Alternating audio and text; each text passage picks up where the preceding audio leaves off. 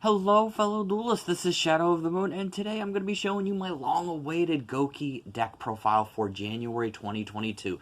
This deck has not really been showcased on the channel for a number of months. I think it's been about a year now, and I just wanted to finally show you an updated deck profile of this because honestly, this deck is a lot of fun to play. It is so incredibly fast and just so much synergy with a lot of different cards, a lot of different warrior cards in general, and I love this deck to pieces because of how good it is. Now, trivia time. If you guys don't know what Goukis are, Gouki essentially was a character from who's in Reigns, who was a so-called professional wrestler. Also, what makes this really, really cool is that Gouki is another Japanese word for demon, and is also what Akuma from the Street Fighter series is sometimes called. So, if you guys didn't know that, that's actually a really, really cool kind of like piece of trivia, because if any of you fighting game characters out there and stuff, which is why I posted up the picture of Akuma on the deck profile. So without any further ado, let's go ahead and get started. But before we do that, I just want to say thank you so much. As of doing this video, I have 151 subscribers. That's mind-blowing because this is such a small channel and I never intended it to even get 150. So with that being said, I do have plans to open up a Yu-Gi-Oh! 2021 10 of Ancient Battles just to be able to showcase it, and I'm just very humbled and just honored that you guys are watching my content, commenting and everything, and just always all in all sticking around and everything, because it means a lot to me. I'm not going to be one of those people who post videos and is like always bashing you and just saying they don't ever reply back to you. You guys know I always reply back, because to me it's an honor to just be able to have people watch my videos. So without any further ado, with me rambling, let's go ahead and get started. Alright, so first, you've got 3 copies of, move this over here, 3 copies of Gouki Suplex, which is basically a word for suplex. He is one of the most important cards in this deck because all the Gouki monsters have the same effect, that when they're sent to the graveyard, or sent to the field of the graveyard, you can add a Gouki card from your deck to your hand. Meaning you can add not only the monster, but you can also add cards like Gouki Rematch. Gouki Suplex is a great starter because if you have him and then another Gouki monster, he lets you special summon a Gouki monster from your hand, kind of like Marauding Captain. So he's very useful in this deck because that's the best way to be able to start getting a lot of your monsters out on the field. Plus, being 1800 attack isn't too bad either. And then 1 copy of Gouki Twist Cobra. Gouki Twist Cobra basically adds attack power to another Gouki monster on the field and everything. He is mainly in here because he's a level 3, so he does work with the deck quite well. If you're searching for him using, like, Headbat, because Headbat you have to discard a Gouki monster and then target one, so he's a really good extender for the deck. That's why I only run 1 in him.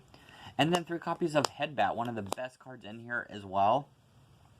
Basically, if you have a Gouki monster on the field, you can discard 1 of a different level to special summon him from your hand by targeting the Gouki monster that's on the field. So it's a free special summon, and honestly, being a level 2, that's a great way to be able to get into your plays like Appaloosa, Borreload, or being able to go into like the combo that I'm going to be showing you in the next video. It's just, this deck has so much crazy synergy. It's insane. And then 1 copy of Gouki Iron Claw. He acts basically as like a mini hand trap. He gives a Gouki advance an additional 500 attack, and has the same effect as all the other ones, that when he is sent from the field to the graveyard, you get to add a Gouki card from your deck to your hand. And then 3 Gouki Guts. This card can't be destroyed by battle.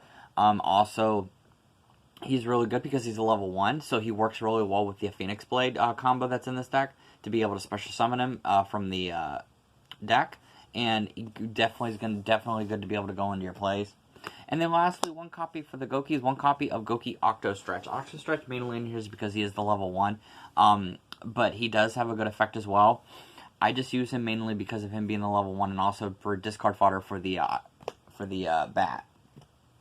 So that's going to be it for the Goukis. I only run 11 or 12 Gouki monsters in this deck because you don't really want to run a whole lot, because you're going to have a lot of ways to special summon monsters since this is a warrior deck.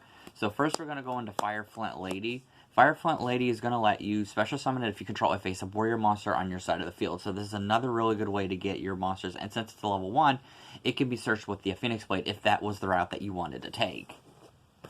Then you have 3 copies of Junk Ford. Junk Ford is much more of a cheaper option than the Infernoble that a lot of people do play. This is still just as good, so I would recommend just getting this. I don't know why if you're a budget player like I am, I would just mainly just get this guy because he's a lot cheaper. If you control no monsters, you special summon this card from your hand. So he's a great way that's going to add more to your monster presence. And so if you have him, Gouki Suplex, or if you have him and then like Fire Fountain Blade, you can special summon those two. And then if you have Gouki Suplex, special summon him, get another monster from a Gouki monster from your hand and special summon it. And then you've got 4 monsters on the field. So. And then for the tech cards, we've got Silent Boots and Ancient Cloak. This is going to be in here for the Rusty Bardiche and the Phantom Knights package that I have in here. So you guys know by now what those do, because I've showcased them many, many a time since I do play Blackwings and Raid Raptors and stuff. And then 1 copy of Codebreaker Zero Day. This guy is the best. This guy is going to be your way into Dark Requiem and Arc Rebellion because he's a level 4. So if you use him in the Shade Brigading, he's going to allow you to go into your rank 4 plays. You're going to get him out mainly because when you have Codebreaker Virus Berserker or Codebreaker Virus Swordsman, he gets special summoned from the hand deck or graveyard, so that's a good way to be able to go into it and get to their field. And then for your hand traps, you can have Ash, you can run Infinite Imperm if you wanted that hand trap or whatever. I'm just running 3 Effect Veilers because I like the Effect Veilers, they work. It's just a simple hand negate or a monster effect negate. Also, keep in mind, this deck does not have Omni Negates in it. This has a ton of monster effect negates. But if your opponent's going to play something like Lightning Storm or like Raigeki, or if they play something that's going to just cripple it, then you're going to be SOL. But I chose just to go with the monster effect negates because I get more field presence, like more like monsters on the field. And then that's it for the monsters. Let's move on to the spells. We've got 3 Gouki Rematch. You can run 2 in here if you want. I'm running 3 because Gouki Rematch is very, very essential with this deck. You select 2 Gouki monsters in your graveyard and special summon them. This is how you get more monsters on the field, by using them with Isoul, and then monsters that go into Link summoning and everything. And then when they're in the graveyard, you get to search for a card. You search for Gouki Rematch, and then he lets you special summon 2 from the graveyard. And then a lot of people do not run this, and I don't understand why. Double Summon. If you're needing an extra boost, Double Summon is going to allow you to normal summon an additional monster. So say you have an all-monster hand and you want to be able to get more on the field, you play Double Summon, and that's going to allow you to get more monsters. You don't have to play this. This is entirely optional. It's per player preference.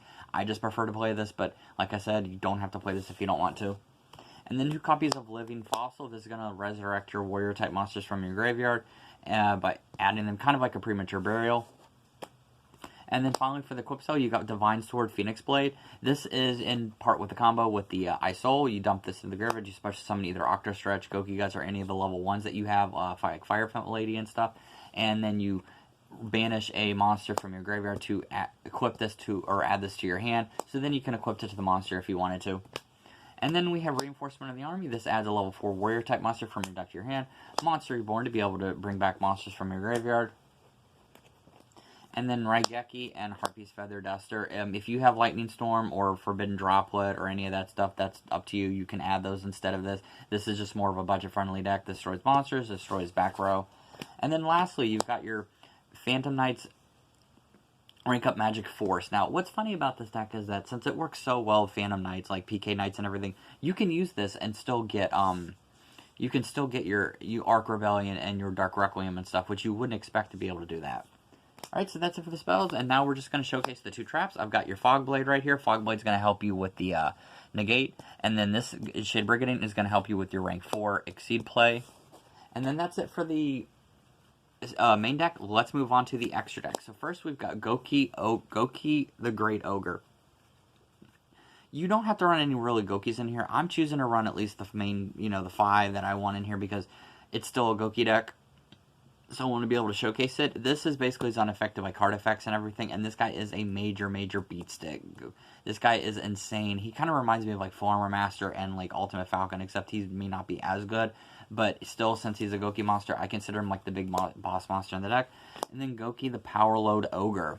This guy's really good too in the deck. And then you have Gouki Destroy Ogre.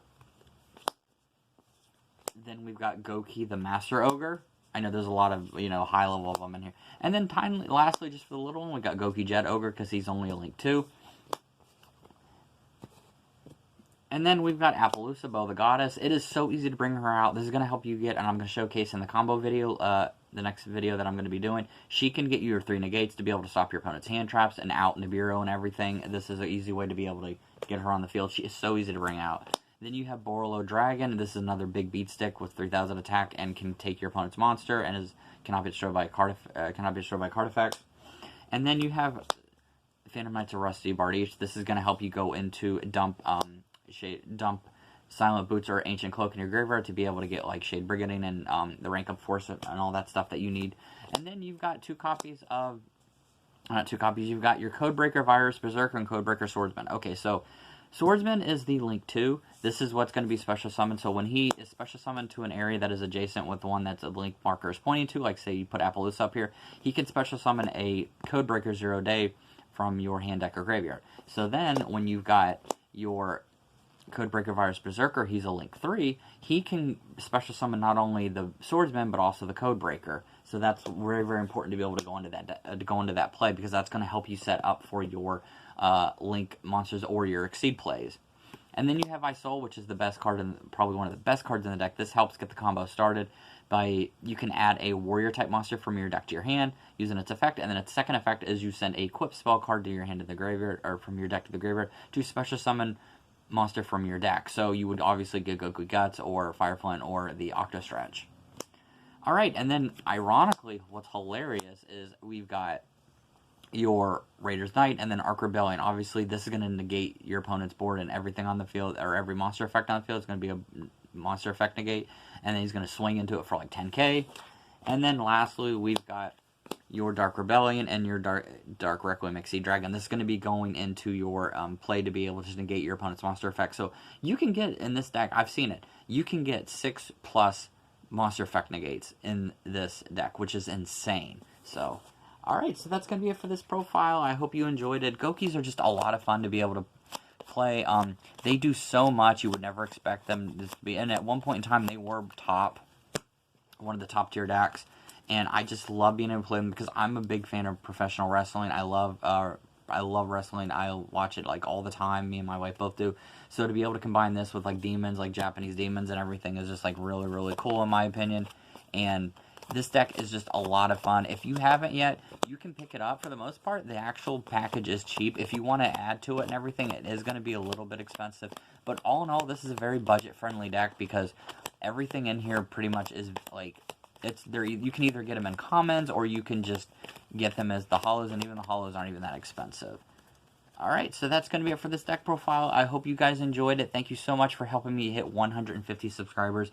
I can't thank you guys enough for it, and that's just a really, really cool feeling.